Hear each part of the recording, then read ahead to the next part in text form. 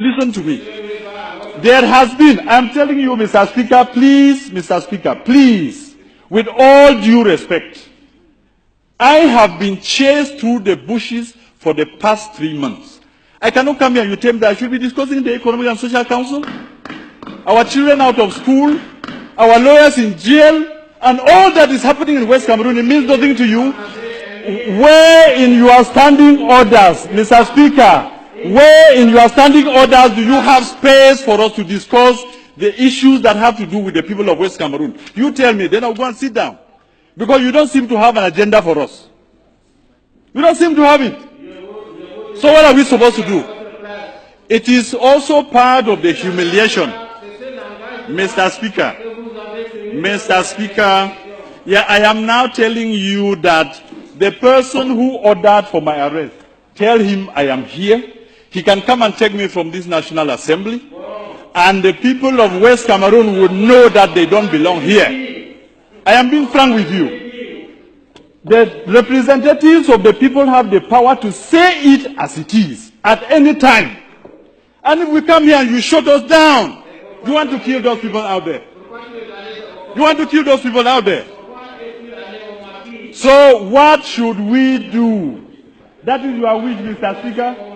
I should have waited for them to bring my head to you. That is what you would have wanted. I simply say no. Mr. Speaker, can you now, on this floor, give a nation that you call yours, people can do what has been done to our children in West Cameroon. I call it West Cameroon because you will never take it out of our mouths again, because that is a territory in which we believe in freedom. To go out on the street and demonstrate is a basic right for us. And that is why we are saying that there are two Cameroons that came together.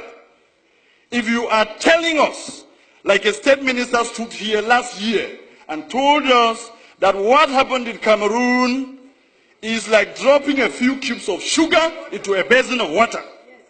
Who is the sugar and who is the water? I'm asking the government bench of Cameroon, who is that you rape our children? My brother's daughter has been raped in Boya. I swear to you, the government of this country, does the president of this country know that the governors and the DOs and all the administrators you have sent to West Cameroon are out there behaving exactly like an army of occupation?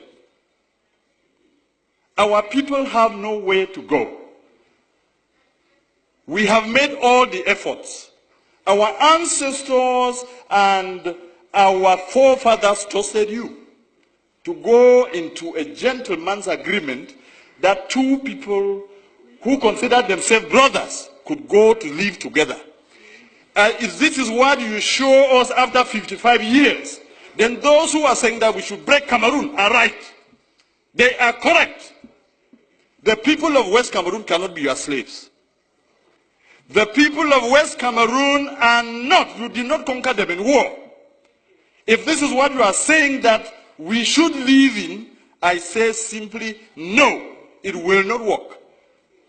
How do you have an army that's supposed to protect children, step out there, beat them, and rape some? It is not heard of in any country. This is the 21st century, and anybody who does that, I cannot be willing for his government to pay the price.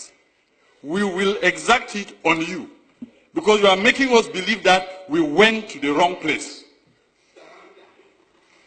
What is there to say? I want the world to know and to have it on record that we have made efforts. I have sat with ministers and listened to them talk. The first one was the then Minister of Justice, Amadou Ali, 10 years ago. And I took my time, drove from Como to Yaoundé to tell him something is brewing out there. This thing that you people are sending gendarmes to beat people up and say all of these things, there is pain in West Cameroon. And as Minister of Justice, be very careful. What happens there? And he turned around, looked at me, and told me, Mr. Wirba, it is your people who choose to come here. He is alive. He told me. Last week, I went to see the Minister of Higher Education, Professor Famindongo, and I told him, the problems in Cameroon, the problem we have in West Cameroon, is the problem that will bring down Cameroon. If you do not handle it well, you will not know Cameroon as it is in a few months or in a few years. When people have had pent-up anger and pain, humiliation, for over 50 years, when it bursts out, you will never be able to control it. And I told him. And simply what he asked me was, qu'est-ce que vous allez faire? Because you have your army of occupation out in West Cameroon, you believe that when the people will rise, even if you took the whole of the French army and added to yours, you will never bring them down. And we have no need for that. We don't have any need for that in the 21st century. I was one of the believers in a unified Cameroon. And I want to tell this house that what has happened to those children in Buea University and in Bamenda has convinced me that the people who say Cameroon should go in two parts are correct. And there are more and more of us out there who now believe that it is the ultimate end. I listened the other night, an offer of 1,000 jobs, an offer of 2 billion francs for lay schools, and I laughed at myself. Are my people slaves? So you now take them to be your dogs, that you can beat and wound and maim, break their bones, then throw a piece of meat for them to fight over. It has to end. If we, the people of West Cameroon, have to continue doing what we are doing, it is because we believe that the more is always the merrier. When you have more people, you have more chances of surviving in life. If the more people who are the people of East Cameroon have proven to us that our blood means nothing, then it is time for us to say it will soon be over. I want to give you a quote here in this house that I borrowed from the American liberators. When injustice becomes law, resistance becomes a duty.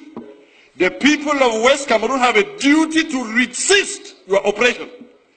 I called it oppression because of what I've seen in the field. Let me quote you another two instances. 3 weeks ago, there was an incident in Bangolan, which is a neighboring village to Jakiri, where I come from. And I don't know what it was about, and a Yandam officer was killed.